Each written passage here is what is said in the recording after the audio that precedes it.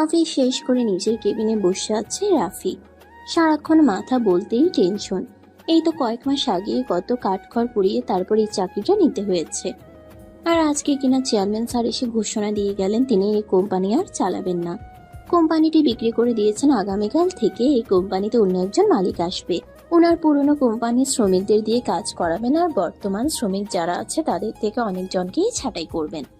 এই জন্যই হচ্ছে রাফির যত দুশ্চিন্তা। এদিকে তখনই রাফির কলিগ সিফাত এসে বলতে লাগলো, কি ব্যাপার ভাই, বাসায় যাবেন না নাকি? বাসায় গিয়ে আর কি করব, চিন্তায় তো সারা রাত ঘুম হবে না। কত কষ্ট করে একটা চাকরি জোগাড় করলাম, আর এখন কিনা আবার সেটাও চলে যাওয়ার পথে। আরে ভাই, এত চিন্তা করবেন না। এত চিন্তা করে কি লাভ আছে? কপালে যেটা আছে সেটাই তো হবেই। আল্লাহ আমাদের কপালে যেটা লিখে রেখেছেন সেটার উপরই ভরসা করা উচিত। আরে ভাই, আপনি তো আছেন আপনার মজা নিয়ে, আর এইদিকে আমার চিন্তায় মাথা খারাপ হয়ে যাচ্ছে। আপনার তো বাবার সম্পদ আছে, চাকরি না থাকলেও কিছু একটা করে খেতে পারবেন। এই ঢাকা শহরে আমার তো এইটুকু চাকরি সম্বল, অন্য কিছু তো নেই। আরে ভাই, সম্পদ থাকলে আমার বাবার আছে, আমার কোনো কিছুই নেই। তাছাড়া আপনি হয়তো জানেন না, আমি আমার বউ বাচ্চা নিয়ে ভাড়া করা বাসায় থাকি। ও আচ্ছা, আমি তো ভাবতাম আপনি আপনার নিজের বাড়িতে থাকেন। যাই হোক, নতুন এমডি কেমন হবে বা ওই ব্যাপারে আপনি কোনো কিছু জানেন কি? আরে না ভাই, আমি ওই ব্যাপারে কোনো কিছুই জানি না। তাছাড়া আমি লোকমুখে শুনেছি আমাদের নতুন এমডি নাকি একজন মেয়ে মানুষ এবং খুবই রাগী আর বদমেজাজি। কি বলেন ভাই, তাহলে তো কপাল গেল। মেয়ে মানুষ এমনিতেই ঝগড়াটে, ওরা সব সময় পিছনে কিছু একটা নিয়ে ঝামেলা করতেই থাকে। আর এখন যদি অফিসের বস হয়নি মানুষ, তাহলে আমাদের কপালে কি হতে চলেছে আল্লাহ ভালো জানে। আরে ভাই, এত চিন্তা করে কোনো লাভ নেই। আল্লাহ কপালে যেটা লিখে রেখেছে সেটা তো হবেই, সেটা তো আর আমরা ঠেকাতে পারবো না। তাহলে এত চিন্তা করে কি লাভ আছে? হ্যাঁ, সেটা আপনি ঠিক কথা বলেছেন, কিন্তু এখন যদি হঠাৎ করে চাকরিটা চলে যায়, তারপর তো আর এত সহজে কোথাও চাকরি পাবো না। আমাকে খুব খারাপ অবস্থার মধ্যে পড়ে যেতে হবে।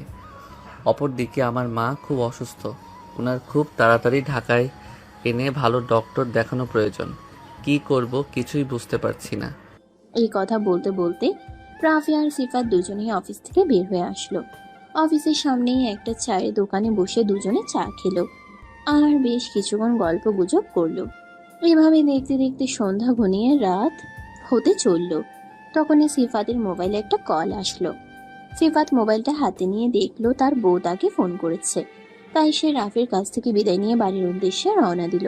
আর এদিকে রাফি আরো কিছুক্ষণ সেখানে বসে রইলো, কারণ তার তো আর বাসায় বউ নেই যে তাকে ফোন দিয়ে বাসায় যাওয়ার কথা বলবে। রাত তখন আনুমানিক 1টার মতো বাজে।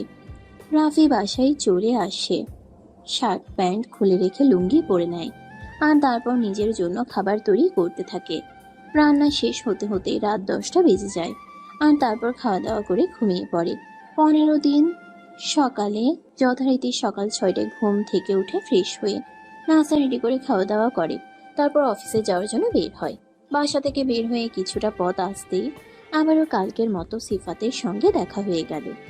রাফিকে দেখা মাত্রই সিফাত বলতে লাগলো, কি ব্যাপার ভাই, এমনিতেও তো অন্যান্য দিন একটু লেট করে আসেন, তো আজ এত তাড়াতাড়ি?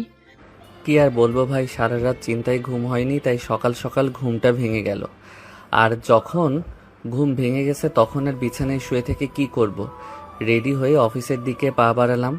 এইভাবে গল্প করতে করতে দুজনে অফিসে চলে আসলো।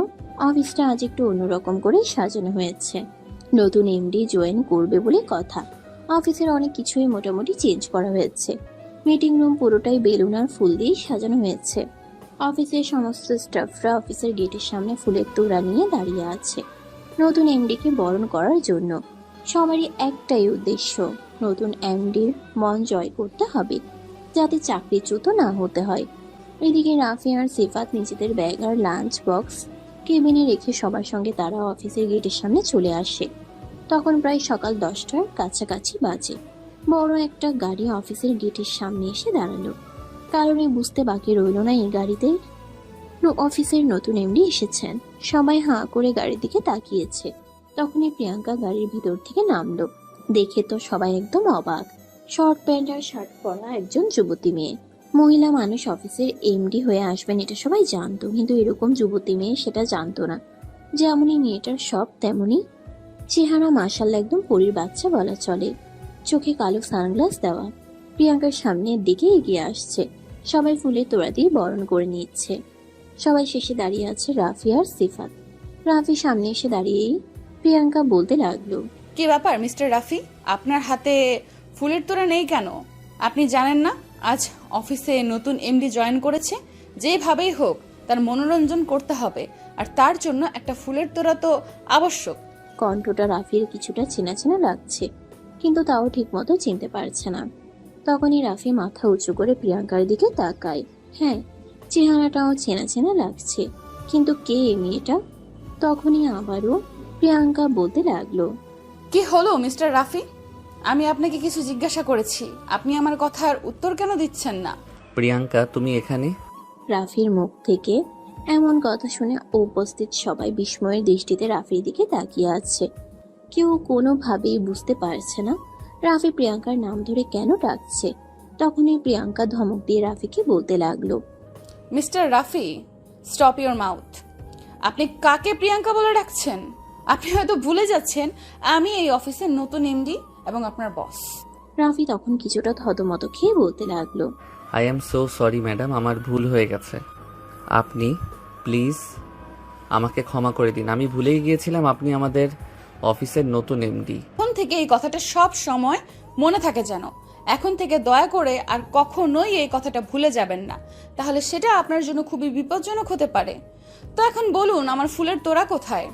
না মানে আসলে ম্যাডাম, আমি তো ভুলেই গিয়েছিলাম আজ আপনি অফিসে আসবেন, তাই আপনার জন্য ফুলের তোড়া নিয়ে আসতে ভুলে গেছি। আচ্ছা ঠিক আছে, কোনো ব্যাপার না। কাল অফিসে আসার সময় আমার জন্য একটা ফুলের তোড়া নিয়ে আসবেন, এবং কাল থেকে যতদিন এই অফিসে চাকরি করবেন ঠিক ততদিনই সকালবেলা অফিসে আসার সময় আমার জন্য একটা ফুলের তোড়া নিয়ে আসবেন। মানে এসব আপনি কি বলছেন? প্রতিদিন আমি ফুল কোথায় পাবো? তাছাড়া আমি যে টাকা বেতন পাই আপনার জন্য যদি ফুলের তোড়া নিয়ে আসি তাহলে মাস শেষে আমার পকেটে একটা টাকাও ঢুকবে না।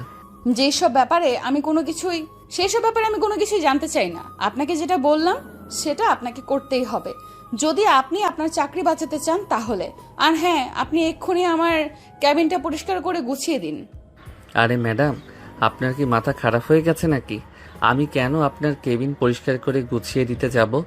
আপনার এইসব কাজ করার জন্য অফিসে অন্যান্য আরো অনেক লোক আছে।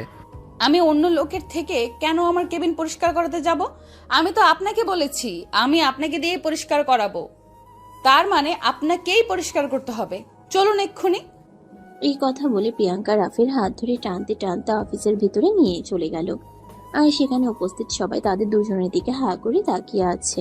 কেউ কোনো কথা বলারও সাহস পাচ্ছে না, কারণ অফিসের এমডি ম্যাডাম বলে কথা। ওনার মুখের উপর কোনো কথা বলা অতটাও সহজ নয় যতটা সবাই মনে করছে। প্রিয়াঙ্কা অফিসের ভিতরে প্রবেশ করেই কেবিনের দিকে পা বাড়ায়। কেবিনের দরজার সামনে দাঁড়িয়ে রাফিকে বলতে থাকে, জাস্ট 5 মিনিটের মধ্যেই আপনি আমার কেবিনটা পরিষ্কার করে দেবেন। যদি এর থেকে 5 সেকেন্ড বেশি দেরি হয় তাহলে 25 সেকেন্ডের জন্য আপনার স্যালারি থেকে 100 টাকা করে কেটে নেওয়া হবে। ম্যাডাম, আপনি অফিসে আসতে না আসতেই কেন আমার সঙ্গে এসব শুরু করেছেন? আমি তো সেটাই বুঝতে পারছি না। আপনার সময় কিন্তু চলে যাচ্ছে, আর আমি কিন্তু পরিষ্কার করে বলে দিয়েছি প্রতি সেকেন্ডের জন্য 100 টাকা করে আপনার স্যালারি থেকে কেটে দেওয়া হবে। প্রিয়াঙ্কার এমন কথা শুনে রাফির মাথায় যেন আকাশ ভেঙে পড়ল। সে কি করবে আর কি করবে না সেটাই ভেবে পাচ্ছে না। তাই সে আর এক মুহূর্তও দেরি না করে কেবিনের ভিতরে প্রবেশ করলো এবং তাড়াহুড়ো করে সবকিছু গুছিয়ে রাখলো। তারপর সে প্রিয়াঙ্কাকে বলতে লাগলো, এই নিন ম্যাডাম, আপনার কেবিন রেডি। ঠিক আছে, আপনি এখন যেতে পারেন। তারপর যদি আপনাকে প্রয়োজন হয় তাহলে আমি আবারও আপনাকে ডেকে নিব। আর একটা কথা মনে রাখবেন, আপনি কিন্তু সর্বদা আমাকে সার্ভিস দেওয়ার জন্য প্রস্তুত থাকবেন। ম্যাডাম, আপনি এসব কি বলছেন? আমি কেন আপনাকে সার্ভিস দিতে যাব? আপনার পার্সোনাল কাজের জন্য অ্যাসিস্ট্যান্ট রাখা আছে, আপনি তাদের সহযোগিতা নিতে পারেন। মিস্টার রাফি, আমি আপনাকে আরও একটা কথা মনে করিয়ে দিচ্ছি। এই অফিসের মালিক বর্তমানে আমি যেটা সিদ্ধান্ত নেব সেটাই হবে আপনার সিদ্ধান্ত। আমি কোনো কাজ করব না। আশা করি আপনি বুঝতে পেরেছেন। রাফি তখন প্রিয়াঙ্কার কোনো কথার উত্তর না দিয়ে চুপচাপ সেখান থেকে চলে গেল। কারণ এখানে দাঁড়িয়ে দাঁড়িয়ে প্রিয়াঙ্কার কথার উত্তর দিলে তার চাকরিটা নিয়ে যাবে। তার চেয়ে বরঞ্চ এটাই ভালো হয় যে তার কথার কোনো উত্তর না দিয়ে থাকা। রাফি কেবিনে বসে বসে নিজের মাথা চাপড়াতে লাগলো। তখনই তার কলিগ সিফাত সেখানে উপস্থিত হয় আর তাকে বলতে থাকে। আর সে রাফিকে নিজের কপাল চাপড়াতে দেখে বলতে লাগলো, কি ব্যাপার ভাই, কি হয়েছে? আপনি নিজের কপাল নিজে চাপড়াছেন কেন? কোনো সমস্যা নাকি? আরে ভাই, আপনি তো দেখছি মজা নিচ্ছেন। একটু আগেই তো দেখতে পেলেন অফিসের নতুন বস আমার সঙ্গে কি কাণ্ডটাই না করলো। আরে ভাই, আপনি যে কি বলেন না, সুন্দরী বস অফিসের কর্মচারীদের দিয়ে কাজ করাবে না তো কাকে দিয়ে করাবে? আমি তো মনে মনে ভাবছিলাম আমি আপনার থেকে দেখতে একটু বেশি হ্যান্ডসাম, তাই তিনি হয়তো আমাকে ডাক দিবেন। তো ভাই, আপনি এখনো যাচ্ছেন না কেন? এখনো এখানে বসে আছেন কেন? চলুন, আমি আপনাকে ম্যাডামের কাছে দিয়ে আসি। আরে ভাই, আপনি রেগে যাচ্ছেন কেন? আমি তো আপনার সঙ্গে মজা করেছিলাম। তবে একটা কথা মানতেই হবে, আমাদের নতুন ম্যাডাম কিন্তু সত্যি অনেক সুন্দরী। হ্যাঁ, আপনাদের ম্যাডাম সত্যি অনেক সুন্দরী, আর যার জন্য প্রত্যেকটা ছেলে তার পিছনে পাগলের মতো ছোটে। আর কোনো সমস্যা নেই, চাইলে আপনিও ম্যাডামের সঙ্গে লাইন মারতে পারেন। আরে ভাই, এসব আপনি কি বলছেন?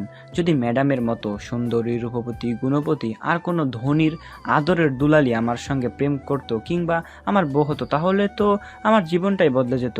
কোনো সমস্যা নেই, আপনি যদি চান তাহলে আমি নিজেই আপনার ম্যাডামের সঙ্গে আপনার ব্যাপারে কথা বলতে পারি। আমি ওনাকে সরাসরি বলবো আপনি ওনাকে পছন্দ করেন আর ওনার সঙ্গে রিলেশন করতে চান। কিন্তু ভাই, পরে যদি আমার চাকরিটা চলে যায় তখন কি হবে? সেই ব্যাপারে তো আমি আপনাকে কোনো নিশ্চয়তা দিতে পারবো না, কারণ আমি তো আপনার ম্যাডামের খুব কাছের কেউ নই যে ম্যাডামের ব্যাপারে সব কিছু জানি।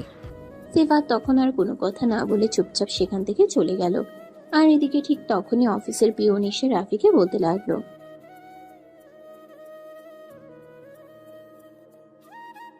এই তো 10 মিনিট হলো ওনার কেবিন থেকে এসেছি, এখন আবার কি হলো যে ওনার আবার আমাকে ডাকতে হলো?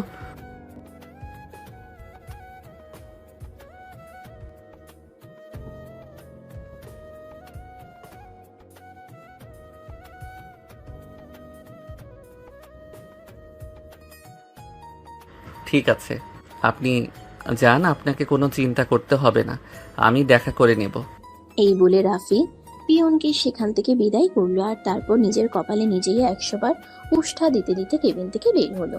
প্রিয়াঙ্কার কেবিনের দরজার সামনে দাঁড়িয়ে রাফি প্রিয়াঙ্কাকে উদ্দেশ্য করে বলতে লাগলো, এক্সকিউজ মি ম্যাডাম, আমি কি ভেতরে আসতে পারি? না, আমি আপনাকে ডেকে পাঠিয়েছি ওখানে দাঁড়িয়ে থাকার জন্য, ওখানেই দাঁড়িয়ে থাকুন। এই কথা বলে প্রিয়াঙ্কা নিজের মতো কম্পিউটারে কাজ করতে লাগলো। আর এদিকে রাফি 5 মিনিট ধরে তার কেবিনের দরজার বাইরে দাঁড়িয়ে আছে। তখনই প্রিয়াঙ্কার পিয়ন আবারও সেখানে আসলো। রাফিকে দরজার বাইরে দাঁড়িয়ে থাকতে দেখে তিনি বলতে লাগলেন,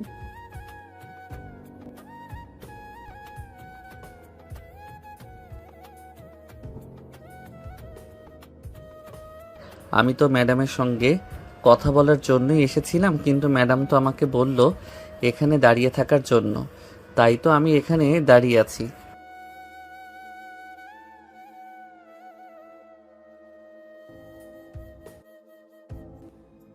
আপনার সাহেবের ইচ্ছে হয়েছে এখানে দাঁড়িয়ে থাকার জন্য, তাই তো আমি ওনাকে এখানে দাঁড় করিয়ে রেখেছি। আপনাকে বলেছিলাম আমার দুপুরের খাবারটা নিয়ে আসতে, আপনি কি খাবারটা নিয়ে এসেছেন? না ম্যাডাম, খাবারটা এখনো আসেনি। আমি অর্ডার দিয়ে রেখেছি, কিছুক্ষণের মধ্যেই হয়তো রাইডার এসে দিয়ে যাবে। ঠিক আছে, কোনো ব্যাপার না। খাবারটা এসে গেলে আপনি নিজ দায়িত্বে আবার কেবিনে পৌঁছে দেবেন, বুঝতে পেরেছেন?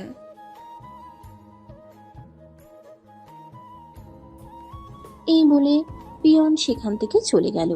আর এদিকে রাফি তখনও সেখানেই দাঁড়িয়ে রইল।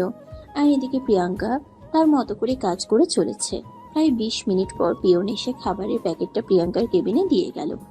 আর তারপর প্রিয়াঙ্কা পিয়নকে বলতে লাগলো, আমার কেবিনের দরজার সামনে যে একটা হাদারাম দাঁড়িয়ে আছে, ওটাকে কেবিনের ভেতর দিয়ে তারপর দরজাটা বাহির থেকে লক করে দেবেন।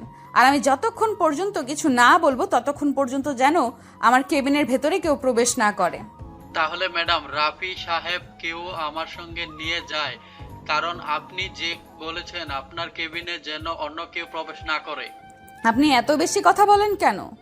আপনাকে আমি এত বেশি কথা বলতে কে বলেছে? আপনাকে শুধু আমি যেটা বলেছি সেটাই করুন। পিয়ন তখন প্রিয়াঙ্কার সঙ্গে আর কোনো কথা না বলে রাফিকে কেবিনের ভিতর দিয়ে দরজাটা বাইরের দিক থেকে লক করে সেখান থেকে চলে গেল। আর এদিকে তখনই রাফি প্রিয়াঙ্কাকে বলতে লাগলো, কি ব্যাপার? এসব কি হলো? আমি তো কিছুই বুঝতে পারছি না।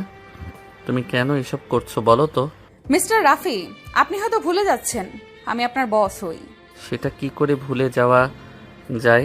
তুমি আমার বস, সেটা তো আমি সেকেন্ডে সেকেন্ডে টের পাচ্ছি। তাহলে আপনি আমার মুখে মুখে তর্ক করছেন কেন? আপনি জানেন না মুখে মুখে তর্ক করা আমি একদম পছন্দ করি না। আর আপনি আমাকে তুমি কেন বলছেন? আমি আপনার বস হই, আমাকে আপনি করে সম্মান দিয়ে কথা বলুন। দেখো প্রিয়াঙ্কা, আমি খুব ভালো করেই জানি তুমি আমার উপর প্রতিশোধ নিচ্ছ, কিন্তু আমার উপর প্রতিশোধ দিয়ে তোমার কি লাভ বলো শুনি? আমি তো আর ইচ্ছা করে তোমাকে ছেড়ে আসিনি। পরিস্থিতি আমাকে বাধ্য করেছে তোমার কাছ থেকে নিজেকে সরিয়ে নিয়ে আসতে। মিস্টার রাফি, আমার দুপুরের খাবার খাওয়ার সময় হয়ে গেছে, আর খাবারটা প্যাকেট করা আছে, আপনি এখন আমাকে খাবারটা খাইয়ে দেবেন। উফ, তুমি কেন করছো আমার সঙ্গে এরকম? আমি কেন তোমাকে খাবার খাইয়ে দেব? আর এটা অফিস, অন্য কেউ দেখলে আমার নামে বদনাম রটাবে। হ্যাঁ, আমিও শুধু তোমাকে এটাই বলতে চাইছি যে এটা অফিস, এবং এই অফিসের বর্তমান মালিক হলাম আমি। আর এই অফিসে চাকরি করতে হলে তোমাকে আমার কথা শুনেই চলতে হবে। তো যা বলছি তাই করো। প্রিয়াঙ্কা, প্লিজ তুমি আমাকে ক্ষমা করতে পারো। তুমি জানো এই অফিস থেকে চাকরিটা ছেড়ে দিলে আমি সহজে কোথাও চাকরি পাবো না। আর তুমি যা বলছো সেগুলো আমার পক্ষে করাও সম্ভব না। অসম্ভব বলতে এই পৃথিবীতে কোনো কিছুই নেই। তাছাড়া আমি তোমাকে সেরকম কোনো কিছু বলছিও না। তুমি এক্ষুনি আমাকে খাবারটা খাইয়ে দিবে, আর এটাই আমার শেষ কথা। রাফি তখন এই কাজটা করা ছাড়া নিজের চোখের সামনে অন্য কোনো উপায় খুঁজে পাচ্ছিল না। তাই সে বাধ্য হয়ে খাবারের প্যাকেট থেকে খাবারটা প্লেটে ঢেলে নিল, আর তারপর প্রিয়াঙ্কাকে খাবারটা খাইয়ে দিতে শুরু করলো। প্রিয়াঙ্কাও কোনো রকম দ্বিধাদ্বন্দ্ব না রেখে গোগ্রাসে গিলতে লাগলো। প্রিয়াঙ্কার খাওয়া মোটামুটি হয়ে এসেছে, তখন সে রাফিকে উদ্দেশ্য করে বলতে লাগলো, আমার খাবার খাওয়া হয়ে গেছে, এবার তুমি বাকিটা খেয়ে নিতে পারো। ওই কথা শুনে রাফি খাবারের প্লেটটা প্রিয়াঙ্কার টেবিলের উপর রেখে বেসিনে হাত ধোয়ার জন্য চলে যাচ্ছিল। তখনই পিছন থেকে প্রিয়াঙ্কা রাফির হাতটা ধরে ফেলে আর বলতে থাকে, কি ব্যাপার, কি হলো? তোমাকে আমি কি বললাম আর তুমি কি করছো? তুমি তো বললে তোমার খাওয়া শেষ হয়ে গেছে, তাই আমি হাত পরিষ্কার করতে যাচ্ছি। তোমাকে বললাম না খাবারটা খেয়ে নেওয়ার জন্য? তুমি খাবারটা খেয়ে তারপরেই হাত পরিষ্কার করতে যাবে। আমার ক্ষুধা নেই, আমি খাবো না। তাছাড়া আমি বাইরে খাবার খাই না, সেটা তুমি খুব ভালো করেই জানো। তোমার থেকে এত হাদিস আমি শুনতে চাইনি। তোমাকে শুধু যেটা বলেছি সেটাই করো, and this is my order. Rafi তখন রাগে খটমট করছে, ইচ্ছে করছে নিজের মাথা নিজেই কাটিয়ে ফেলতে, কিন্তু কি আর করবে, এখানে চাকরি করতে হলে তাকে প্রিয়াঙ্কার কথা শুনেই চলতে হবে। তাই সে আর কোনো উপায়ান্তর দেখতে না পেয়ে প্রিয়াঙ্কার কথা মতো বাকি খাবারটা খেয়ে নিল। রাফি নিজের কেবিনে আসতেই তার সহকর্মী সিফাত রাফিকে বলতে লাগলো, এটা জানার জন্য যখন আপনার এতই প্যারা, তাহলে সেটা আপনি আমাকে বলছেন কেন? আপনি নিজেই কি ম্যাডামের কাছে জিজ্ঞাসা করে আসুন না, ম্যাডাম আমাকে কি কথা বলেছিল, তাহলেই তো ঝামেলা চুকে যায়।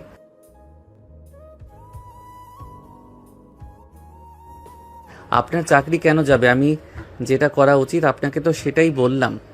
আপনি যখন আমাকে জিজ্ঞাসা করছেন আমি এতক্ষণ ধরে ম্যাডামের কেবিনে কি করছিলাম, তাই তো আমি বললাম।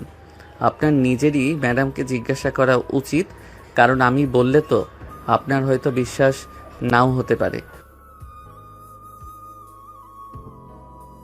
এই বলে সিফাত সেখান থেকে চলে গেল।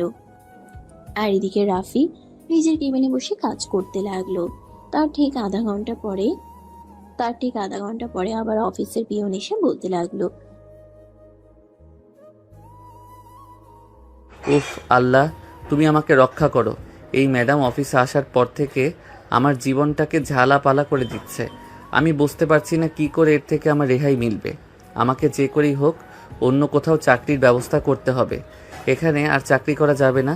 এই মেয়ে আমার জীবনটাকে একদম তেনা তেনা করে ছেড়ে দেবে। এই কথা বলতে বলতে রাফি নিজের কেবিন থেকে বের হলো আর প্রিয়াঙ্কার কেবিনে চলে গেল। প্রিয়াঙ্কা তখন কম্পিউটারে কোনো কাজ করছিল। রাফি তার কেবিনে প্রবেশ করা মাত্রই প্রিয়াঙ্কা রাফিকে বলতে লাগলো, মিস্টার রাফি, এই অফিসের সমস্ত পুরনো ডকুমেন্টস আমার চাই। সময় মাত্র 1 ঘন্টা। আরে মাথা খারাপ নাকি? এই 1 ঘন্টার মধ্যে আমি সমস্ত ডকুমেন্ট কোথা থেকে হাজির করব সব কিছু খুঁজে পেতে হতো অন্তত 2-3 ঘন্টা সময় লাগবে। আমি কোনো এক্সকিউজ শুনতে চাই না। আমি যেটা চেয়েছি সেটাই চাই। Your time is starts now. Rafi প্রিয়াঙ্কার কথা শুনে সেখান থেকে সোজা অফিসের ম্যানেজারের সঙ্গে কথা বলতে চলে গেল। কারণ অফিসের ম্যানেজার পুরনো ডকুমেন্ট সম্পর্কে আইডিয়া রাখেন। সে অফিসের ম্যানেজারের সহযোগিতা নিয়ে প্রায় 1.5 ঘন্টার মাথায় অফিসের প্রয়োজনীয় পুরনো ফাইলগুলো নিয়ে প্রিয়াঙ্কার সামনে হাজির হয়। এদিকে প্রিয়াঙ্কা অগ্নিমূর্তি হয়ে বসে আছে, যেন চোখ দিয়ে রাফিকে গিলে খাওয়ার ক্ষমতা রাখে। রাফি প্রিয়াঙ্কার এরকম অগ্নিমূর্তি চেহারা দেখে ভয়ে ঢোক গিলতে লাগলো, কারণ সে খুব ভালো করেই জানে প্রিয়াঙ্কা খুব বেশি রেগে গেছে। সে ভাবতেই পারছে না তার সঙ্গে ঠিক কী হতে চলেছে, কারণ প্রিয়াঙ্কাকে সে আরো অনেক আগে থেকেই চিনে। প্রিয়াঙ্কা যখন খুব বেশি রেগে যায় তখনই এরকম অগ্নিমূর্তি চেহারা হয়। রাফি আস্তে আস্তে প্রিয়াঙ্কা টেবিলের উপর ফাইলগুলো রেখে বলতে লাগলো, ম্যাডাম এই নিন আপনার প্রয়োজনীয় ফাইলগুলো, এখানে সব কটাই রয়েছে। এই বলে ফাইলগুলো রেখে চুপচাপ একপাশে দাঁড়িয়ে থাকে। তখনই প্রিয়াঙ্কা চিৎকার দিয়ে বলে ওঠে, কি ব্যাপার? আমি কি আপনাকে লেট করতে বলেছিলাম নাকি? আমি আপনাকে কতক্ষণ সময় দিয়েছিলাম আর আপনি কতক্ষণ সময় নিয়েছেন? না মানে ম্যাডাম, আমি আর ম্যানেজার সাহেব দুইজনেই খুঁজে পাচ্ছিলাম না সবগুলো ফাইল, তাই আসতে একটু লেট হলো। রাফির মুখ থেকে ম্যানেজারের কথা শুনে প্রিয়াঙ্কা আরো বেশি রেগে গেল আর চিৎকারের মাত্রা আরো বাড়িয়ে দিয়ে বলতে লাগলো, মিস্টার রাফি, আমি আপনাকে ফাইলগুলো খুঁজে আনতে বলেছিলাম, ম্যানেজারের সহযোগিতা নিয়ে নয়। কারণ আমি ম্যানেজারকে অন্য একটা কাজ দিয়েছিলাম আর তাকে সেটা করতে বলেছিলাম। এখন যদি ম্যানেজার তার কাজটা সময় মতো করতে না পারে, তার জন্য আপনাদের দুজনকেই আজ পানিশমেন্ট পেতে হবে। এই বলে প্রিয়াঙ্কা তখনই কেবিন থেকে বের হয়ে ম্যানেজারের কেবিনে চলে গেল আর ম্যানেজারকে বলতে লাগলো, কি ব্যাপার ম্যানেজার সাহেব, আপনাকে যে কাজটা করতে দিয়েছিলাম সেটা কি শেষ হয়েছে? না মানে আসলে ম্যাডাম, রাফি সাহেব তো আমাকে অফিসের পুরনো ফাইলগুলো খুঁজে দেওয়ার জন্য বলেছিলেন, তাই আমি ওনার সঙ্গে চলে গিয়েছিলাম। কাজটা এখনো শেষ হয়নি, আরও ঘন্টাখানেক সময় লাগবে। তখনই প্রিয়াঙ্কা চিৎকার দিয়ে অফিসার ম্যানেজারকে বলতে থাকে, আপনারা এই অফিসটাকে কি নিজের বাপদাদা সম্পত্তি বানিয়ে রেখেছেন নাকি? এই অফিসের মালিক আমি নাকি রাফি সাহেব, সেটা বলুন তো শুনি। প্রিয়াঙ্কার এরকম অগ্নিমূর্তি চেহারা দেখে ম্যানেজার সাহেব ভয় পেয়ে বলতে লাগলেন, না মানে আসলে ম্যাডাম, এই ফাইলগুলো আমার তত্ত্বাবধানেই থাকে, এগুলোতে আমি ছাড়া অন্য কারো হাত দেওয়ার কোনো অধিকার নেই, তাই আমি ফাইলগুলো নিজ দায়িত্বে রাফি সাহেবকে খুঁজে দিয়েছি। কিন্তু আমি আপনাকে এই কাজটা করতে বলিনি, তাই আপনাদের দুজনকে আজ এটার জন্য পানিশমেন্ট পেতে হবে। কারণ আপনাদেরকে দেখে অফিসের সকল কর্মচারীরাই বুঝে যাবে যে আমার পারমিশন এবং আমার অর্ডার ছাড়া এই অফিসে কোনো কিছুই হবে না। কিন্তু ম্যাডাম প্লিজ আপনি আমার কথাটা শুনুন। কথাটা আমি পরে শুনবো, আগে এই সমস্ত ফাইল আপনাদের দুজনকে চেক করতে হবে এবং ফাইলে যতগুলো গরমিল আছে সব নোটিশ করে আমায় দিতে হবে। যদি একটাও কোনো ভুল তথ্য আপনারা গুলিয়ে ফেলেন, তার জন্য আপনাদেরকে কি করতে হবে সে ব্যাপারে আপনাদের কোনো আইডিয়া নেই। আর হ্যাঁ, এই সব কিছুর জন্য আপনারা সময় পাবেন আজ বিকেল 5টা পর্যন্ত, মানে অফিস টাইম পর্যন্ত।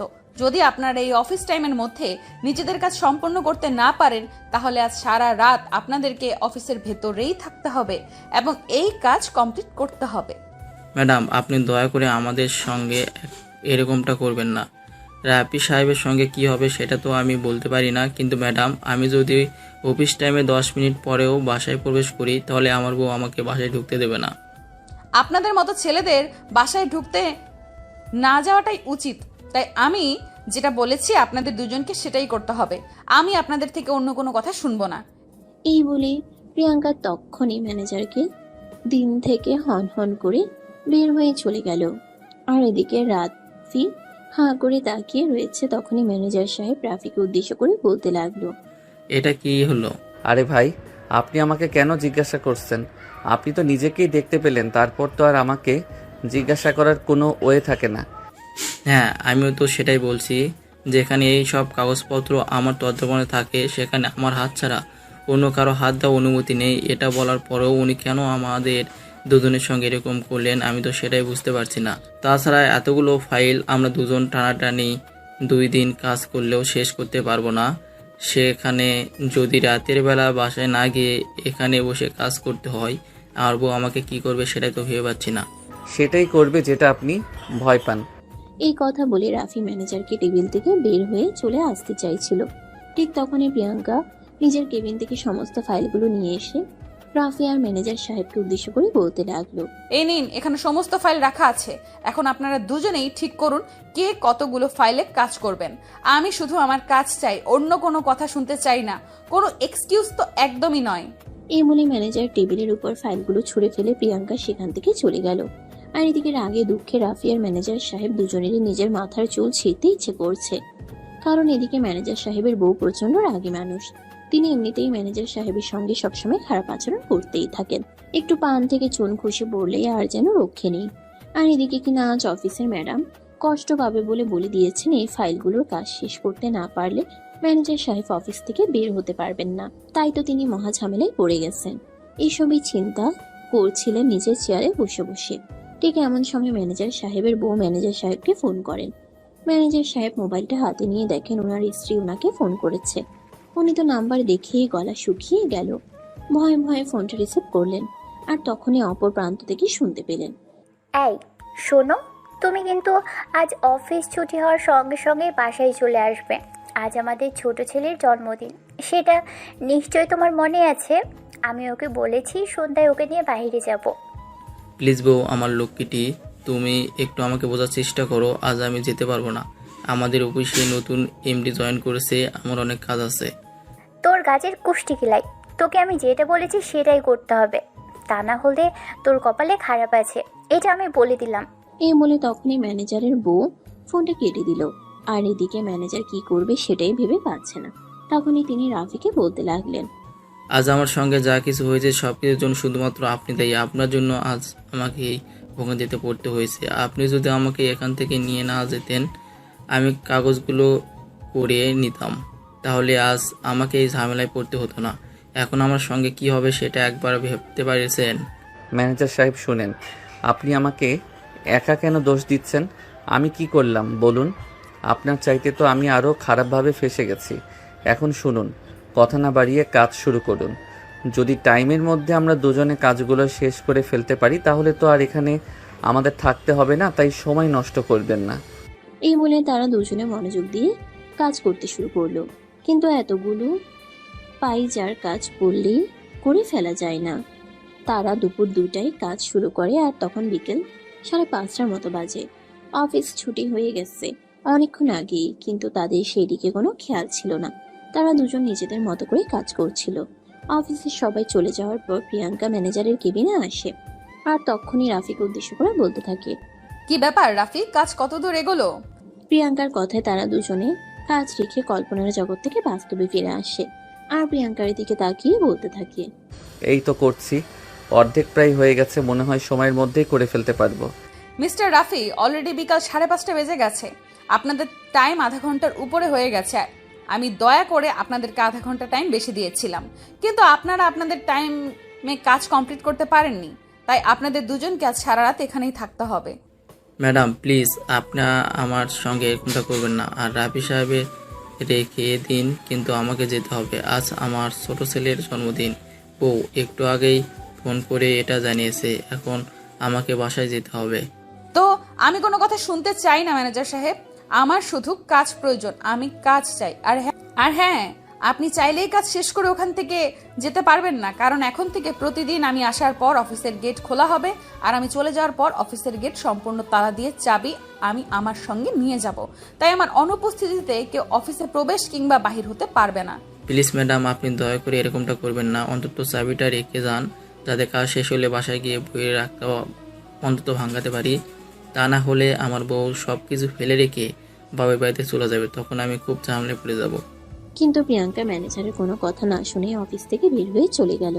আর এদিকে রাফি ম্যানেজার দুজন মাথায় হাত দিয়ে বসে রইল। কি করবে কিছুই ভেবে পাচ্ছে না। ম্যানেজার সাহেবের ভয়ে গলা শুকিয়ে আসার মতো অবস্থা। কারণ ছেলের জন্মদিন বলে কথা, সেখানে যদি তিনি উপস্থিত হতে না পারেন তার সঙ্গে কিভাবে তিনি সেটা কল্পনা করেই পাচ্ছেন না। তখন তিনি আবারও রাফিকে উদ্দেশ্য করে বলতে লাগলেন, আপনার জন্য আজ আমার সঙ্গে এই দুর্গতি ঘটলো। এখন যদি আমার বউ রাগ করে বাপের বাড়ি চলে যায়, তাহলে কিন্তু আমার বউকে আমার বাসায় এনে দেওয়ার দায়িত্ব আপনার, এটা আমি আপনাকে বলে দিলাম।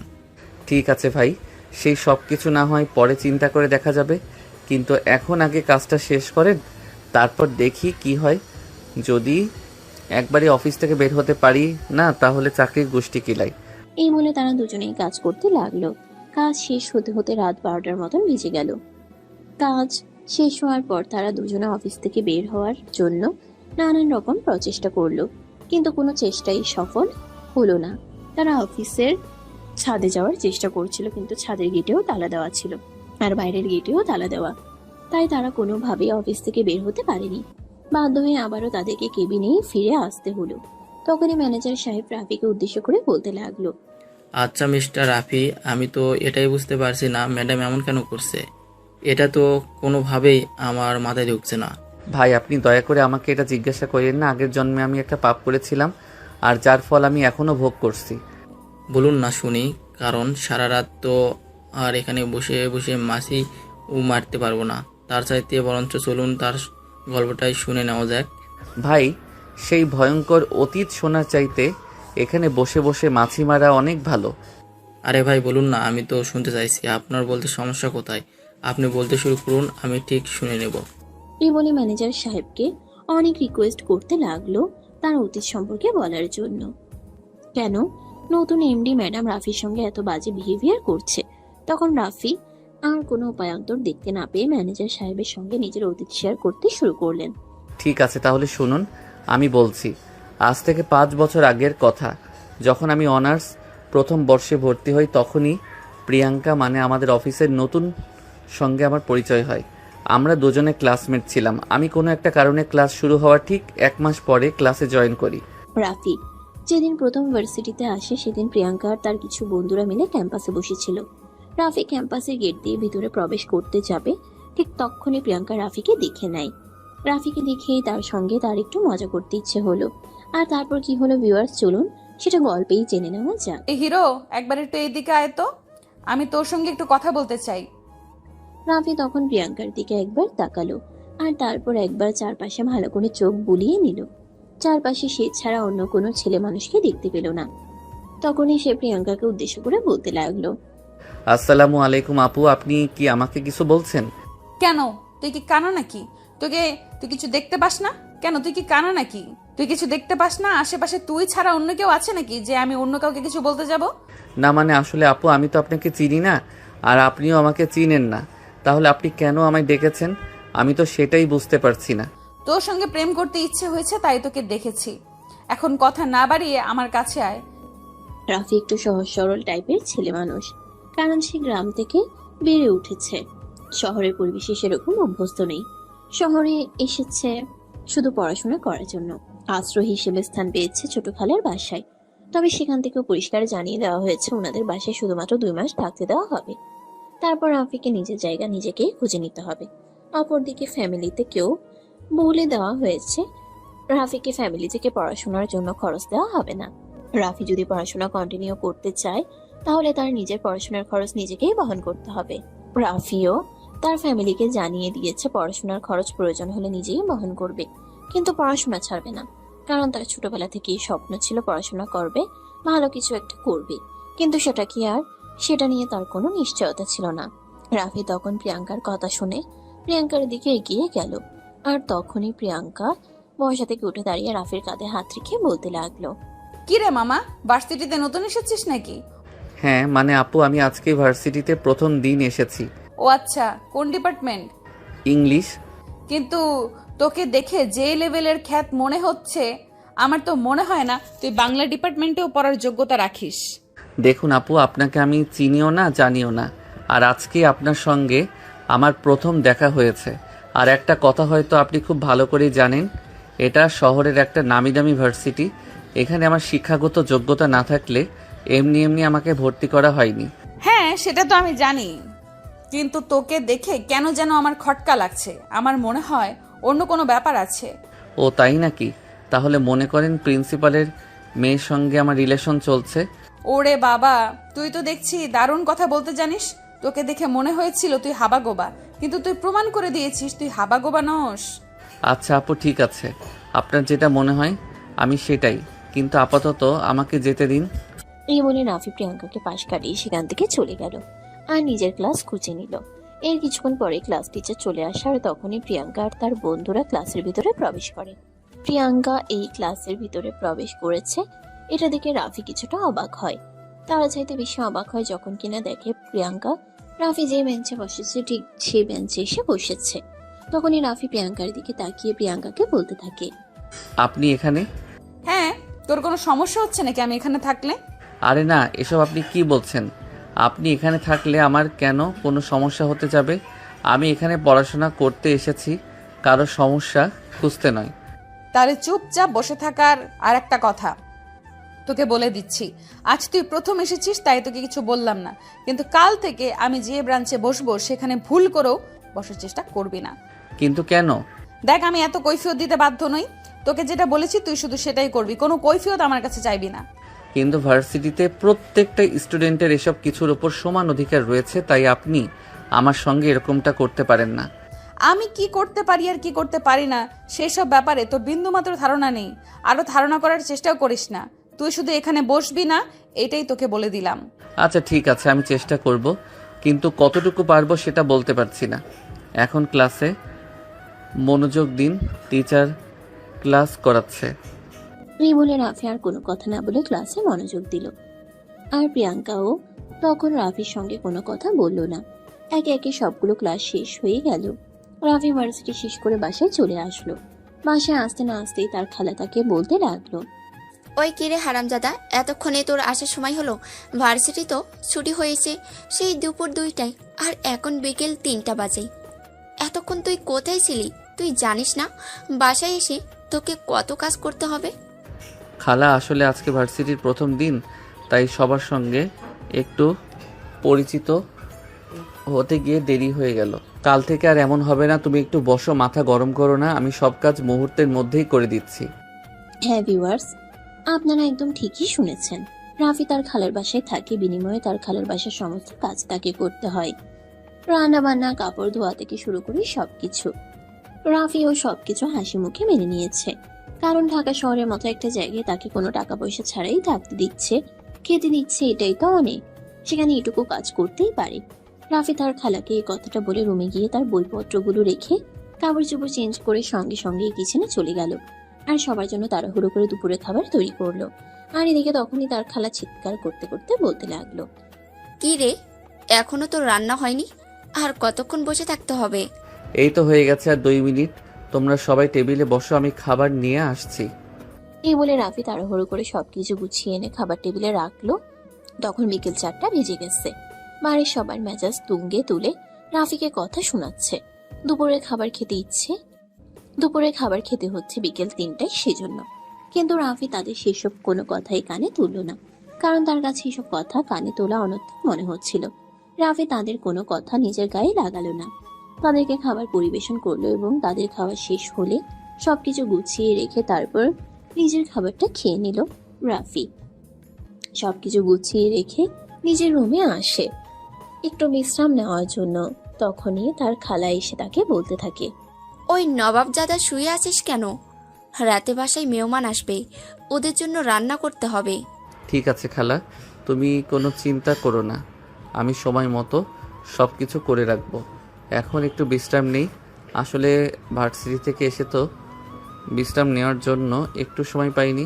দেখ, তুই কি করবি না করবি সেটা এখন তোর ব্যক্তিগত ব্যাপার, কিন্তু আমার মেহমান যদি আজ সময় মতো খাবার না পায় তাহলে তোর সঙ্গে কি হবে সেটা তুই কিন্তু কল্পনাও করতে পারবি না। এই বলে তার খালা সেখান থেকে চলে গেল। এদিকে রাফি কিছুক্ষণ সময় বিশ্রাম নিল আর তারপরে কিচেনে চলে গেল, কারণ এই বাড়িতে মেহমান আসা মানে বিশাল ব্যাপার। অনেক রকম রান্না বান্না আর মিষ্টি বানাতে হবে। আর আপনারা হয়তো একটু অবাক হচ্ছেন, তাই না? কিন্তু অবাক হওয়ার কিছু নেই। রাফি ছোটবেলা থেকেই সব কাজ করতে পারে, রান্না বান্না থেকে শুরু করে সবকিছু, তাই তার সব রকম কাজ করতে কোনো সমস্যা হয় না। অপরদিকে প্রিয়াঙ্কা ভার্সিটি ছুটি হওয়ার পর প্রতিদিনই বন্ধুদেরকে নিয়ে ভাইদের ঘুরতে এবং খাওয়া দাওয়া করতে চলে যায়, কারণ সে কোটিপতি বাবার একমাত্র আদরের কন্যা। বাবার অর্থ সম্পদ কোনো কিছুরই অভাব নেই, তাই সে বিলাসবহুল জীবনযাপন করে। প্রিয়াঙ্কা বন্ধুদের নিয়ে ঘোরাঘুরি, আড্ডা আর মদ মাস্তি করে রাত 8টার পর বাড়িতে ফিরে। যদিও তার আম্মু এটা নিয়ে অনেকবার তাকে কথা বলেছে, কিন্তু সেই সব নিয়ে সে কোনো চিন্তাই করে না। তার কথা একটাই, জীবন তো একটাই, এনজয় করো। আজকেও প্রতিদিনের মতো মদ খেয়ে মাতাল হয়ে বাড়িতে ফিরে এসেছে। প্রিয়াঙ্কার ড্রাইভার গাড়ি থেকে নামিয়ে নিজের রুম পর্যন্ত কোনোভাবে পৌঁছে দিল। তারপরে আর কোনো হুঁশ নেই। তার আম্মু এসে তাকে বকাবকি করতে লাগলো। এসব কি হচ্ছে সেটাই তো বুঝতে পারছি না। প্রিয়াঙ্কা, তুই দিন দিন এতটা নিচে নেমে যাচ্ছিস, এখন কিনা ড্রিঙ্কস করে মাতাল হয়ে বাসায় ফিরিস। দেখো আম্মু, আমাকে একটু শান্তি মতো ঘুমাতে দাও, এত ক্যাচাল করো না তো। আমার বাবার এত এত টাকা পয়সা, আমি যদি একটু মজা মাস্তি না করি তাহলে এই টাকা পয়সাগুলো কে ফুরাবে সেটা আমায় বলতে পারো? তুমি হয়তো এটা ভুলে যাচ্ছ যে সব কিছু তোমার বাবাকে অনেক কষ্ট করে উপার্জন করতে হচ্ছে, আর তুমি সেগুলো এভাবে নষ্ট করছো। আমার কিন্তু তোমার কাছ থেকে এটা একদমই আশা করি না। তুমি ভালো হও আর ভালো হয়ে যাও। কিন্তু এইসব কথা প্রিয়াঙ্কার কান পর্যন্ত পৌঁছালো না। তার আম্মু বেশ কিছুক্ষণ ক্যাচাল করে তারপর সেখান থেকে চলে গেল। অপরদিকে রাফি রাত 8টা পর্যন্ত কিচেনে কাজ করলো। বাড়ির মেহমান সহ সবার জন্য রান্না বান্না করলো। সবকিছু টেবিলে গুছিয়ে রেখে নিজের রুমে এসে পড়তে বসলো। ক্লান্ত শরীর যেন আর চলতে চাইছে না, কারণ একা একা সবকিছু করেছে, তাকে সাহায্য করার মতন কেউ ছিল না। সে যখন এই বাড়িতে এসেছে তার আগে এই বাড়িতে একজন কাজের মেয়ে ছিল, কিন্তু যেদিন থেকে সে এসেছে সেদিন থেকে কাজের মেয়েকে কাজ থেকে ছাড়িয়ে দেওয়া হয়েছে। কারণ এই বাড়িতে একজন মানুষ শুধু শুধু কোনো পরিশ্রম ছাড়াই থেকে যাবে সেটার কারণে পছন্দ নয়। সেজন্য রাফিকে এই কাজের লোকের জায়গাটা দিয়ে দেওয়া হয়েছে। তাছাড়া তাকে থাকার জন্য দেওয়া হয়েছে কাজের লোকের জন্য বরাদ্দকৃত রুমটা। রাফি তাতে কোনো আপত্তি নেই, থাকতে পারলেই হলো। রাত গিয়ে দিন পেরোতে পারলেই হলো। রাত তখন 9টার কাছাকাছি বাজে। রাফি পড়ার বয়ে মুখ গুজেছিল, তখনই আবারও তার খালার গলার আওয়াজ শোনা যায়। কিরে নবাবের পুত, তুই এখানে এসে নবাবি করছিস? ওদিকে মেহমানরা খাবার টেবিলে বসে আছে, খাবার সার্ভ করবে কে? আমি তো সব কিছুই গুছিয়ে রেখে এসেছি।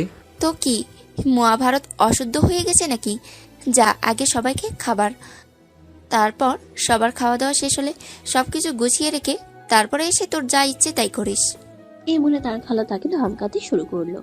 তখন সে আর কোনো উপায়ান্তর না পেয়ে বইগুলো উছিয়ে রেখে তার খালার পিছন পিছন ডাইনিং রুমে চলে গেল। মেহমান এসেছে প্রায় 15 জনের মতো। রাফি নিজের হাতে সবাইকে খাবার সার্ভ করলো। সবার খাওয়া দাওয়া শেষ হলে মেহমানরা চলে গেল, আর তখনই বাড়ির সবাই এসে ডাইনিং টেবিলে খেতে বসলো।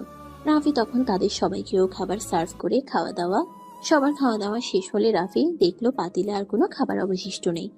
এদিকে তার পেটে ক্ষুধায় ইঁদুর দৌড়াদৌড়ি করছে। এই কারণ সে দুপুরবেলা অল্প খাবার খেয়েছিল, আর এখন রাত 12টা বাজে।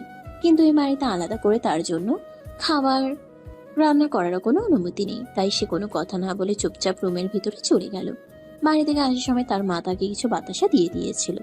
সেখান থেকে 2টো বাতাসা খেয়ে 1 গ্লাস পানি খেয়ে ঘুমিয়ে পড়লো। পরের দিন সকালবেলা ঘুম থেকে উঠে আমারও সবার জন্য রান্না বান্না করে তারপর সে ভার্সিটিতে চলে আসলো। আর আজকেও ভার্সিটিতে ঢোকার সময় প্রিয়াঙ্কা ক্যাম্পাসের মধ্যে তাকে ডেকে নিল আর বলতে লাগলো, এ মামা শোন, তোকে কালকে কি বলেছিলাম মনে আছে তো? হ্যাঁ, মনে থাকবে না কেন? অবশ্যই মনে আছে। আপনি বলেছিলেন যেন আমি ফার্স্ট ব্রাঞ্চে না বসি। তবে ম্যাডাম, আমি আপনাকে আবারও মনে করিয়ে দিচ্ছি, ভার্সিটি আপনার বাপদাদার সম্পত্তি নয় যেটা আপনি আপনার ইচ্ছা মতো ব্যবহার করতে পারেন। এটা সরকারি সম্পত্তি, সাধারণ জনগণ নিজের ইচ্ছা মতো ব্যবহার করতে পারে। এই বলে প্রিয়াঙ্কার পাশ কাটিয়ে রাফি সেখান থেকে চলে যাচ্ছিল। আর তখনই প্রিয়াঙ্কা পিছন থেকে রাফির হাতটা ধরে ফেলে আর রাফিকে ঘুরিয়ে নিয়ে তার গালে ঠাস করে একটা চড় বসিয়ে দিয়ে বলতে থাকে, তোর সাহস দেখে আমি অবাক না হয়ে পারছি না। তুই চিনিস আমি কে? জানিস আদৌ আমার ব্যাপারে কিছু? আজব তো, আমি আপনার ব্যাপারে জানতে যাব কেন? আর আপনি আমার গায়ে হাত তুলেছেন কেন? আমি কি সেরকম ভুল কিছু বলেছি নাকি? তুই ঠিক কিছুই বলিসনি। যা বলেছিস সম্পূর্ণই ভুল। তুই আমার ব্যাপারে জেনে শুনে তারপর এই ভার্সিটিতে আসা উচিত ছিল। আমি বুঝলাম না, আপনি কি বাংলাদেশের প্রেসিডেন্টের মেয়ে নাকি? কথাটা শুনেই প্রিয়াঙ্কা আরো বেশি ক্ষেপে গেল। তখনই রাফি শার্টের কলার চেপে ধরলো আর তার বন্ধুদের উদ্দেশ্য করে বলতে লাগলো, কিরে, তোর আবার এখানে চুপচাপ দাঁড়িয়ে আছিস কেন? মালটাকে বুঝিয়ে দিচ্ছিস না কেন আমার পরিচয় কি আর কে আমি? ওই শোন, এই শহরের নামকরা শিল্পপতি রায়হান চৌধুরীর একমাত্র কন্যা প্রিয়াঙ্কা। শহরের সবাই তাকে এক নামে চিনে। তার সাথে কথা বললে চিন্তা ভাবনা করে বলবি। ও আচ্ছা, তাই নাকি? ঠিক আছে ম্যাডাম, তাহলে আজ থেকে আপনি আপনার কপালে একটা সাইনবোর্ড টানিয়ে রাখবেন, যেখানে লেখা থাকবে আপনি শহরের নামকরা ব্যবসায়ী রায়হান চৌধুরী একমাত্র কন্যা। আপনাকে যেন সবাই সম্মান দিয়ে কথা বলে। এই কথা বলে রাফি সেখান থেকে চলে গেল। আর এদিকে প্রিয়াঙ্কা রাফির এসব কথা শুনে রাগে ফুসফুস করতে লাগলো। তখনই প্রিয়াঙ্কার বন্ধুরা তার পাশে এসে দাঁড়ালো আর বলতে লাগলো, দেখ দোস্ত, ছেলেটা কিন্তু রীতিমতো তোকে অপমান করে গেল। এই ছেলেটাকে কিন্তু এভাবে ছেড়ে দিলে চলবে না। এর প্রতিশোধ তোকে নিতেই হবে। তোকে অপমান করা মানে আমাদেরকে সবাইকে অপমান করা। হ্যাঁ দোস্ত, তোরা একদমই ঠিক কথাই বলেছিস। এই ছেলেটাকে এইভাবে ছেড়ে দিলে চলবে না, এর একটা ব্যবস্থা করতেই হবে, কিন্তু কিভাবে কি করব সেটাই তো ভেবে পাচ্ছি না। তোরা প্লিজ আমাকে একটা আইডিয়া দে। দাঁড়া, আমাদেরকে একটু ঠান্ডা মাথায় চিন্তা ভাবনা করতে দে। ঠান্ডা মাথায় চিন্তা ভাবনা করে তারপর তোকে বলছি এই মালটাকে কিভাবে সাহায্য করা যায়। এই কথা বলে তারা সবাই মিলে বেশ কিছুক্ষণ চিন্তা ভাবনা করলো আর তারপর প্রিয়াঙ্কাকে বলতে লাগলো। দোস্ত, সেরকম কিছু করা না গেলেও একটা কাজ করাই যেতে পারে। তুই তো দেখতে যথেষ্ট সুন্দরী আছিস, ছেলেটার সঙ্গে একবার একটু প্রেমের অভিনয় কর। আরে হারামজাদার দল, তোদের কি মাথা খারাপ হয়ে গেছে নাকি? আমি করব প্রেমের অভিনয়? এটা আমার পক্ষে সম্ভব না, তোরা অন্য কিছু বল। আরে দোস্ত, প্রেম করতে তোর সমস্যা কি? তোকে তো আর বিয়ে করতে বলা হচ্ছে না। কয়েকটা দিন প্রেমের অভিনয় কর, তারপর যখন ছেলেটা তোর প্রেমে হাবুডুবু খাবে তখন ছ্যাঁকা দিয়ে ব্যাকা বানিয়ে দিবি, তাহলেই তো তোর প্রতিশোধ নেওয়া হয়ে যাবে। এটা কিন্তু তোরা মন্দ বলিসনি, এটা করা যেতেই পারে, তাহলে সাপও মরবে আর লাঠিও ভাঙবে না। হ্যাঁ দোস্ত, তাহলে ওই কথাই রইল। তুই এখন থেকে ছেলেটার সঙ্গে ভালো আচরণ করবে, আর যেভাবে হোক ওই ছেলেটাকে তোকে প্রেমের ফাঁদে ফেলতে হবে। তোরা একদম চিন্তা করিস না, তোরা আমাকে কয়েকটা দিন সময় দে, তারপর দেখ আমি এই মালটাকে কিভাবে সাহেস্তা করি। এই বলে প্রিয়াঙ্কা আর তার বন্ধুরাও ক্লাসরুমে চলে এলো। প্রিয়াঙ্কা ক্লাসে এসেই দেখতে পেল রাফি আজকেও প্রিয়াঙ্কার বেঞ্চেই বসেছে। প্রিয়াঙ্কা যেহেতু তার পরিকল্পনা অনুযায়ী এগোতে চাইছে, তাই সে আর কোনো কথা রাফিকে বলল না, চুপচাপ পাশেই বসে পড়ল। আর এদিকে তখনই টিচার ক্লাসে চলে আসে আর ক্লাস করাতে শুরু করে। তবে আজ প্রিয়াঙ্কার আচরণ দেখে রাফি অনেকটাই আশ্চর্য হয়, কারণ প্রিয়াঙ্কা আজ ক্লাসে এসে সেরকম কোনো রিয়াকশন দেখালো না, চুপচাপ ক্লাস করতে শুরু করলো। এই বিষয়টা রাফিকে একটু ভাবিয়ে তুলল, কিন্তু তারপরও রাফি এই বিষয়টাকে সেরকম কোনো পাত্তা না দিয়ে ক্লাসে মনোযোগী হয়। তারপর দেখতে দেখতে আরো বেশ কিছুদিন সময় কেটে গেল। ইতিমধ্যে প্রিয়াঙ্কা আর রাফির সঙ্গে খারাপ আচরণ করে না, যথেষ্ট বন্ধুত্বসুলভ আচরণ করে। এই তো সেদিনের ঘটনা। রাফি হঠাৎ অসুস্থ হয়ে পড়ে, কোনো কারণে ক্লাসে যেতে পারছিল না। 3 দিন পার হয়ে যায়, প্রিয়াঙ্কা বিভিন্নভাবে রাফির সঙ্গে যোগাযোগ করার চেষ্টা করে, কিন্তু আর পেরে ওঠে না। তখনই হঠাৎ করেই প্রিয়াঙ্কা প্রিন্সিপালের স্যারের কাছে চলে যায়, রাফির বাসার ঠিকানা নেয়। আর তারপর সেখান থেকে সোজা রাফির বাসায়। রাফি প্রিয়াঙ্কাকে দেখে অনেকটাই অবাক হয়। কি ব্যাপার প্রিয়াঙ্কা, তুমি এখানে? হ্যাঁ, তুমি কয়েকদিন ধরে ক্লাসে যাচ্ছ না, তাই বাধ্য হয়ে আমি তোমার খোঁজ নিতে এলাম। এই তো শরীরটা ভালো যাচ্ছে না, কয়েকদিন ধরে প্রচণ্ড জ্বর ছিল, আজ একটু কমেছে তাই উঠে বসতে পেরেছি। ডাক্তার দেখাওনি? ডাক্তার দেখানোর মতো সামর্থ্য আমাদের নেই, রুমমেট ফার্মেসি থেকে ওষুধ এনে দিয়েছে। এইভাবে বললে চলে? তুমি আমার সঙ্গে চলো, আমি তোমাকে ডাক্তার দেখাবো। এই বলে প্রিয়াঙ্কা একরকম জোর করেই রাফিকে বিছানা থেকে উঠিয়ে নিল। তারপর রাফিকে নিয়ে বাসা থেকে বের হলো। প্রিয়াঙ্কা নিজের গাড়ি নিয়ে এসেছিল, সেটাতে করেই রাফিকে নিয়ে হসপিটালে চলে গেল। সেখানে ডাক্তার দেখানোর কাজকর্ম শেষ করে রাফি সমস্ত ওষুধপত্র প্রিয়াঙ্কা নিজের পকেটে টাকা দিয়ে কিনে দিল। আর তারপর আবারও রাফিকে তার হোস্টেল রুমে ফিরিয়ে দিয়ে আসলো। তারপর কেটে গেল 4-5 দিন। প্রিয়াঙ্কা প্রতিদিনই ক্লাস শেষ হলে রাফির সঙ্গে দেখা করতে যেত, তার সঙ্গে কিছুক্ষণ সময় কাটাতো, গল্প গুজব করতো, আর তারপর চলে আসতো। এদিকে রাফিকে প্রেমের ফাঁদে ফেলানোর প্রচেষ্টা চালাতে চালাতে কখন যে প্রিয়াঙ্কা নিজেই রাফির প্রেমে পড়ে গেল সেটা প্রিয়াঙ্কা নিজেই বুঝতে পারলো না। রাফির প্রতি এখন তার অন্যরকম এক অদ্ভুত মায়া কাজ করে। দেখতে দেখতে বেশ কিছুদিন চলে যায়, প্রিয়াঙ্কার রাফির প্রতি অনেকটাই আসক্ত হয়ে পড়েছে। এদিকে হঠাৎ করে রাফির বাড়ি থেকে খবর আসে তার বাবা অসুস্থ, তাকে গ্রামে যেতে হবে। সেদিন রাতের বেলা খবর পেয়ে সেদিন রাতেই রাফি গ্রামের উদ্দেশ্যে রওনা দেয়। কিন্তু দুর্ভাগ্যজনক ব্যাপার হলো তাদের গ্রামের বাড়িতে বিদ্যুৎ এবং নেটওয়ার্কের সুব্যবস্থা সেরকম ছিল না, যার কারণে সেখানে যাওয়ার পর প্রিয়াঙ্কার সঙ্গে যোগাযোগ সম্পূর্ণরূপে বিচ্ছিন্ন হয়ে যায়। আর এদিকে প্রিয়াঙ্কা পাগলের মতো হয়ে যায়, যাকে পাই তার কাছে রাফির ব্যাপারে জিজ্ঞাসা করে আর খোঁজ নিতে থাকে। আরে ভাই, তোরা কেউ অন্তত রাতের ব্যাপারে আমাকে কোনো কিছু বল। ছেলেটা হুট করে কোথায় অদৃশ্য হয়ে গেল, কিছুই তো বুঝতে পারছি না। আর দোস্ত, আমরা যদি রাফির ব্যাপারে কোনো খোঁজ খবর জানতাম তাহলে অবশ্যই তোকে এ ব্যাপারে জানাতাম। কিন্তু একটা কথা বুঝতে পারছি না, তুই রাফির ব্যাপারে এত উতলা কেন হয়ে পড়ছিস? আমি কোনো কিছু জানি না, আর কোনো কিছুর ব্যাপারে জানতেও চাই না। তবে আমি রাখির সঙ্গে একটু দেখা করতে চাই, তার সঙ্গে একটু কথা বলতে চাই।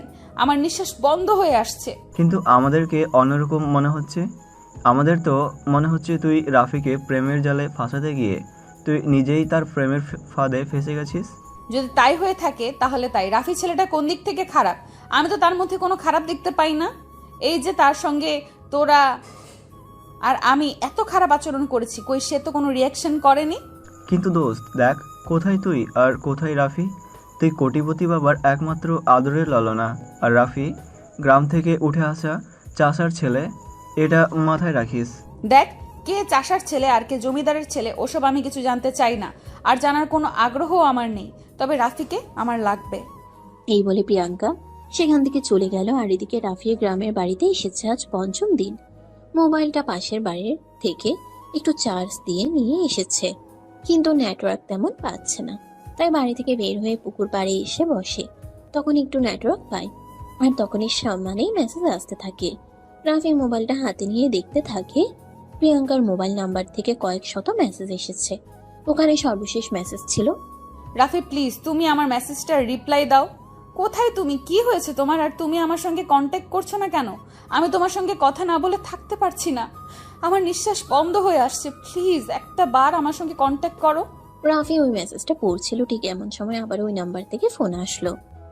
রাফি ফোনটা রিসিভ করতেই অপর প্রান্ত থেকে কান্না ভেজা কণ্ঠ শুনতে পেল। কোথায় তুমি? আমাকে ফেলে এভাবে চলে গেছো কোথায়? তুমি জানো না তোমার সঙ্গে কথা না বলে আমি থাকতে পারি না? তুমি কেন এতদিন ফোনটা অফ করে রেখেছো বলো আমাকে। প্লিজ প্রিয়াঙ্কা, তুমি তোমার মাথাটা ঠান্ডা করো আর আমার কথা একটু বোঝার চেষ্টা করো। আমি তোমার কোনো কথা শুনবো না, আর কোনো কথা বোঝার চেষ্টা করব না। সেটাই আমাকে বলো, আমি শুনছি। তুমি জানো আমি তোমাকে পাগলের মতো সারা শহরে তন্ন তন্ন করে খুঁজেছি। তোমার বাসায় আমি কয়েকবার গিয়েছি, কিন্তু কেউ কোনো কিছুই বলতে পারেনি। ভার্সিটির কেউ তোমার ব্যাপারে কোনো কিছুই বলতে পারে না। কেন তুমি এইভাবে হুট করে হারিয়ে গেছো বলো আমাকে। আরে তুমি এইভাবে রিয়্যাক্ট কেন করছো? আমার আব্বু অসুস্থ, সেদিন রাতে হঠাৎ করে খবর পাই, তাই গ্রামে এসেছি আব্বু আম্মুর সঙ্গে দেখা করার জন্য। হ্যাঁ, সেটা তুমি গিয়েছো, ভালো করেছো, কিন্তু তুমি আমার সঙ্গে বলে যেতে পারতে, আমি নিশ্চয়ই তোমাকে আটকে রাখতাম না। কি আশ্চর্য, আমি কেন তোমার সঙ্গে বলে আসতে যাব? আমি তো সেটাই বুঝতে পারছি না। তুমি আমার আর 10টা বন্ধুর মতোই সাধারণ একজন বন্ধু। তাছাড়া তখন সময় ছিল না কারোর সঙ্গে কোনো কিছু বলে তারপর বাসা থেকে বের হওয়ার, তাই আমি হুট করে চলে এসেছি এখানে। এভাবে রিয়্যাক্ট করার মতো তো আমি কোনো কিছুই দেখতে পাচ্ছি না। তোমাকে অত কিছু দেখতে হবে না, আর বুঝতেও হবে না। তুমি কবে ঢাকায় ফিরে আসছো সেটাই বলো। আব্বুর শরীরের অবস্থা এখন মোটামুটি ভালো। আমি মনে হয় কাল পরশু নাগাতে ঢাকায় ব্যাক করতে পারি। এটা বলতে না বলতে আবারও নেটওয়ার্ক চলে গেল, আর ফোনটাও কেটে গেল। রাফি অনেক চেষ্টা করেও আর প্রিয়াঙ্কার সঙ্গে কন্ট্যাক্ট করতে পারলো না। অবশেষে 2 দিন পর রাফি ঢাকার উদ্দেশ্যে রওনা দেয়। আজ 10 দিন পর রাফি ভার্সিটি এসেছে। প্রিয়াঙ্কা ভার্সিটিতে এসেই রাফিকে দেখা মাত্র বড় ক্যাম্পাসের সমস্ত স্টুডেন্টের সামনে রাফিকে গিয়ে জড়িয়ে ধরে। প্রিয়াঙ্কার এমন কর্মকাণ্ড দেখে রাফি সহ ভার্সিটির সমস্ত স্টুডেন্ট হতভম্ব হয়ে তাদের দুজনের দিকে তাকিয়ে থাকে। তখন রাফি প্রিয়াঙ্কাকে নিজের থেকে ছাড়ানোর চেষ্টা করতে থাকে আর বলতে থাকে, প্রিয়াঙ্কা কি হচ্ছে এসব? তুমি আমাকে এভাবে জড়িয়ে ধরেছো কেন? আমি তোমাকে কেন জড়িয়ে ধরেছি এটা তুমি বুঝতে পারছো না, নাকি বুঝতে চাইছো না? কোনটা সেটাই বলো। তুমি আমাকে জড়িয়ে ধরবে সেরকম কোনো কারণ তো আমি দেখতে পাচ্ছি না। তুমি আমাকে ছাড়াও ভার্সিটির সমস্ত স্টুডেন্ট আমাদের দুজনের দিকে হা করে তাকিয়ে আছে। তো কি হয়েছে?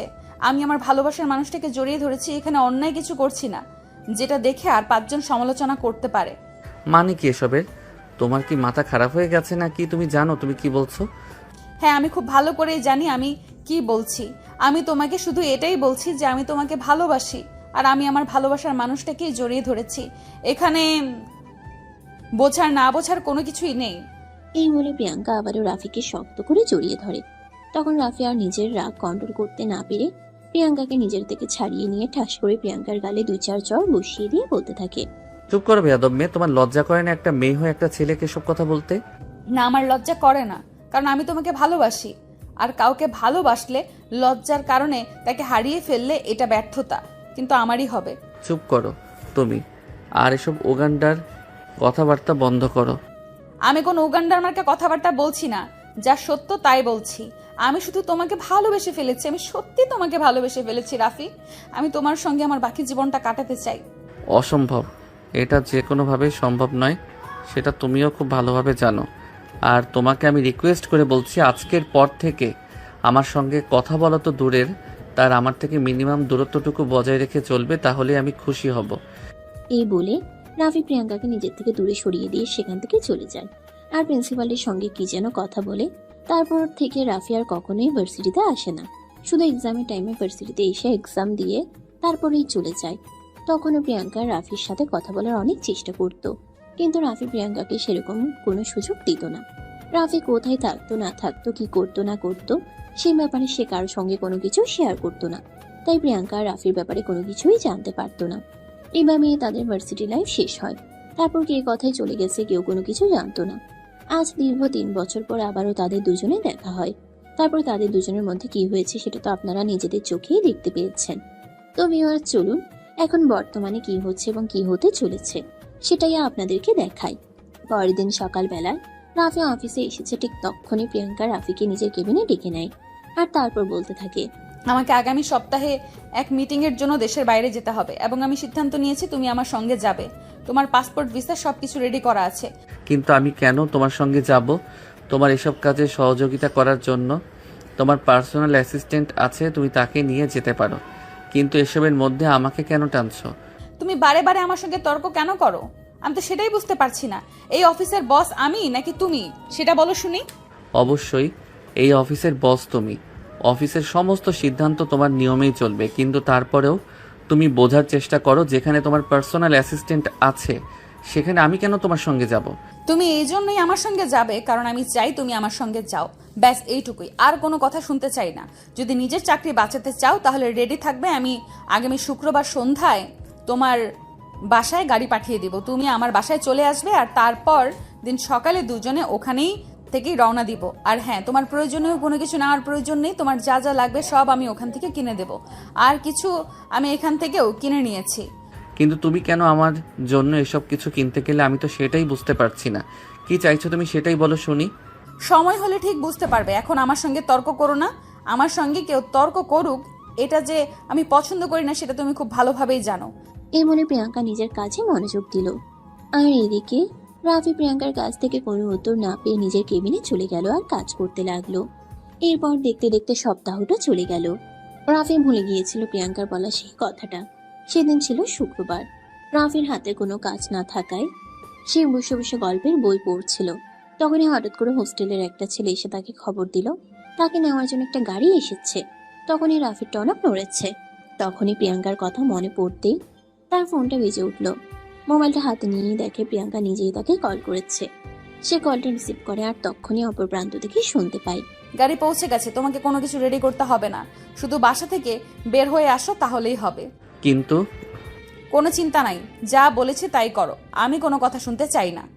এই বলে প্রিয়াঙ্কা রাফিকে কোনো কথা বলার সুযোগ না দিয়ে ফোনটা কেটে দিল। আর এদিকে রাফি বাধ্য হয়ে বাসা থেকে বের হয়ে গাড়িতে উঠে বসে। রাত 9টা। প্রিয়াঙ্কার বাড়ির সামনে এসে গাড়িটা দাঁড়ায়। বিশাল বড় এক রাজকীয় বাড়ি। ড্রাইভার গাড়ি থেকে নেমে রাফিকে গাড়ি থেকে নামালো আর তারপর ড্রাইভার রাফিকে নিয়ে বাড়ির ভিতরে প্রবেশ করলো। বাড়ির ভিতরে দেখতে ঠিক রাজপ্রাসাদের মতো। ড্রাইভার রাফিকে নিয়ে বাড়ির ভিতরে প্রবেশ করে সোজা দোতলায় চলে গেল। বিশাল বড় একটা বেডরুম। ড্রাইভার রুমের ভিতর প্রবেশ করেই প্রিয়াঙ্কাকে ডাকতে শুরু করলো। ম্যাডাম, আমিও ওনাকে নিয়ে এসেছি। আচ্ছা ঠিক আছে, তুমি চলে যাও, আমি ওনার সঙ্গে কথা বলে নিব। ড্রাইভার তখন আচ্ছা ঠিক আছে এই কথা বলে সেখান থেকে চলে গেল। আর রাফি রুমের ভিতর দাঁড়িয়ে দাঁড়িয়ে অপেক্ষা করতে লাগলো, কিন্তু তখনও প্রিয়াঙ্কার কোনো দেখা মিলল না। প্রায় 20 মিনিট পর প্রিয়াঙ্কা ওয়াশরুম থেকে বের হলো। রাফিকে দেখে প্রিয়াঙ্কা বলতে লাগলো, আরে তুমি এখানে দাঁড়িয়ে আছো কেন? তাহলে কি করব? যাও আমার ওয়াশরুম থেকে হাত ধুয়ে ফ্রেশ হয়ে আসো, দুজনে একসঙ্গে ডিনার করব। রাফি তখন কোনো উপায়ান্তর দেখতে না পেয়ে ওয়াশরুমে ঢুকে গেল। ফ্রেশ হয়ে আসতে না আসতেই দেখতে পেল প্রিয়াঙ্কার সারা রুম খাবারের গন্ধে মোমো করছে। রাফি রুমে প্রবেশ করা মাত্রই প্রিয়াঙ্কা বলতে লাগলো, আজ এই সবগুলো খাবার আমি নিজের হাতে রান্না করেছি তোমাকে নিয়ে একসঙ্গে খাবো বলে, কারণ কাল সকালে তো সময় পাবো না, সকাল 8টায় আমাদের ফ্লাইট, তাই খুব ভোরেই বের হয়ে যেতে হবে বাসা থেকে। এই বলে প্রিয়াঙ্কা রাফিকে খাবার টেবিলে ডেকে নেয় আর দুজনে একসঙ্গে খাওয়া দাওয়া করে। এদিকে খাওয়া দাওয়া শেষ হতে না হতেই রাফির 2 চোখে ঘুম চলে আসে। তখনই রাফি প্রিয়াঙ্কাকে বলতে থাকে, আমার খুব ঘুম পেয়েছে, এখন ঘুমাতে হবে। আমি কোন রুমে ঘুমাবো? কথা বলা শেষ হওয়ার আগেই রাফি ঘুমের মধ্যে ঢলে পড়ে। আসলে প্রিয়াঙ্কা রাফিকে খাবারের মধ্যে ঘুমের ওষুধ মিশিয়ে খাইয়ে দিয়েছে। রাতে রাফির চোখে ঘুম চলে আসছে। এই প্রিয়াঙ্কা রাফিকে বিছানায় নিয়ে শুয়ে দিল। প্রিয়াঙ্কা রাফিকে বিছানায় শুয়ে দিয়ে নিজেও বিছানায় শুলে আসে। আর তারপর কি হলো সে ঘটনা না হয়ে আপনাদের অজান্তেই থাকলো। সকালবেলা যখন ঘুম ভাঙলো তখন রাফি দেখতে পেল প্রিয়াঙ্কা তাকে জড়িয়ে ধরে শুয়ে আছে, আর শরীরে একটা সুতো পর্যন্ত নেই। রাফি বিছানা থেকে চিৎকার দিয়ে ওঠার চেষ্টা করে, কিন্তু পরক্ষণেই প্রিয়াঙ্কা তার ঠোঁট দুটো নিজের দখলে নিয়ে নেয়। রাফি কোনো রকমে ধাক্কা দিয়ে প্রিয়াঙ্কাকে নিজের উপর থেকে সরায়, আর তারপর বলতে থাকে, এসব কি হচ্ছে? আমি তো কিছুই বুঝতে পারছি না। আমার শরীরের কাপড় কোথায় গেল? যেখানে যাওয়ার সেখানেই চলে গেছে। কেন, তোমার এত সমস্যা কেন হচ্ছে? মানে তুমি কি করেছো আমার সঙ্গে? 6 বছর আগে যেটা করতে চেয়েছিলাম এখন সেটাই করছি। এখন তো তুমি আমাকে বিয়ে করতে বাধ্য, তাই না? মানে এসব করছে তোমার একটু লজ্জা করলো না? না, কোনো লজ্জা করেনি। আর লজ্জা করবে কেন?